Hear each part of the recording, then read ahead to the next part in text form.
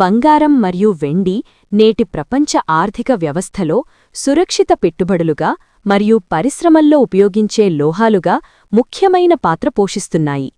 వీటి ధరలు ద్రవ్యోల్బణం, వడ్డీ రేట్లు, భౌగోళిక రాజకీయ ఉద్రిక్తతలు మరియు కరెన్సీ బలంపై ఆధారపడి పెరుగుతాయి లేదా తగ్గుతాయి.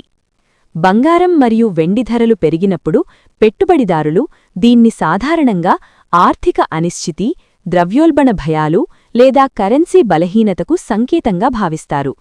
అధిక ధరలు పెట్టుబడిదారులకు మరియు గనుల పరిశ్రమలకు లాభదాయకంగా ఉంటాయి, కాని ఆభరణాలు మరియు తయారీ రంగాల్లో ఖర్చులు పెరుగుతాయి. అదేవిధంగా బంగారం మరియు వెండి ధరలు తగ్గినప్పుడు అది ఆర్థిక స్థిరత్వం, వడ్డీరేట్లు పెరగడం లేదా బలమైన కరెన్సీలను సూచిస్తుంది. ఈ సమయంలో ఇతర పెట్టుబడులు మరింత ఆకర్షణీయంగా మారుతాయి.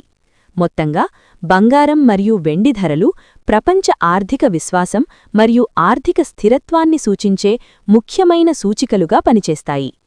ఈ వీడియో మీకు ఉపయోగపడిందని అనిపిస్తే మరిన్ని వీడియోల కోసం నా ఛానల్ రామ్ నాయుడు 99ను సబ్స్క్రైబ్ చేయండి మరియు లైక్ చేయండి. ధన్యవాదాలు.